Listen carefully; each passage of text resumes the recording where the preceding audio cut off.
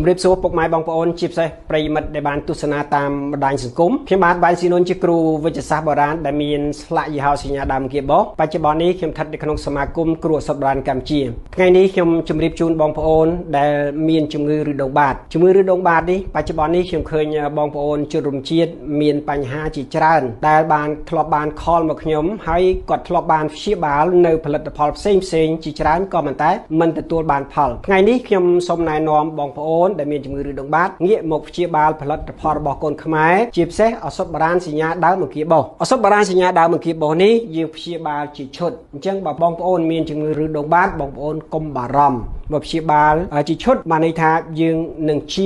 100% ជាឈុតនេះខ្ញុំសម្ដៅទៅលើទី1ថ្នាំគ្រាប់មួយកំប៉ុងនេះមាន120គ្រាប់ហើយគុណប្រយោជន៍របស់វាមាន4យ៉ាងទី1ជួយរំលាយអាហារជួយដាស់ខ្យល់ជួយបត់ជើងស្រួលនិងផ្សះឬដងពីខាងក្នុងឧបមាថាបងប្អូនកំពុងតែបត់ជើងឈាមវាស្ទើរតែរាល់ថ្ងៃនៅពេលដែលបត់ជើងដឹងតែឈាមបត់ជើងដឹងតែឈាមអញ្ចឹងបងប្អូនឈប់បារម្ភខ្ញុំធានាថាបងប្អូនប្រើតែ3ទៅ4ថ្ងៃបងប្អូននឹងបាត់ឈាមចំពោះគុណប្រយោជន៍របស់ថ្នាំទឹកនេះលាបឲ្យវាស្វិតឲ្យវារួញបាត់ទៅតែម្ដងអញ្ចឹងបងប្អូនជាច្រើនដែលបានខលមកខ្ញុំថាលោកគ្រូខ្ញុំលាបទៅគ្រាន់ស្វិតអស់លីងក៏តែវាអត់ឃើញអង្គោះរឹសមកទេអញ្ចឹងខ្ញុំជម្រាបជូនបងប្អូនថាកុំបារម្ភមិនមែនថាឲ្យតែរឹសដងបាតទាល់តែធ្លាក់រឹសមកបានជាទេកាលណាដែលវាស្វិតវារួញទៅជាសាច់ធម្មតាបានន័យថាវាជាហើយអញ្ចឹងបងប្អូនសូមទំនាក់ទំនងក្រោយពីការរៀបរាប់និងជម្រាបជូនរបស់ខ្ញុំបងប្អូនទំនាក់ទំនងមកតាមទូរស័ព្ទនៅក្នុងវីដេអូនេះអ្នកជំនាញផ្នែកសុខភាពនឹងជម្រាបជូនបងប្អូនត្រឡប់ទៅវិញមិនថាតែជំងឺឬដងបាតទេបងប្អូនមានជំងឺអីក៏ដោយបើបងប្អូនឆ្ងល់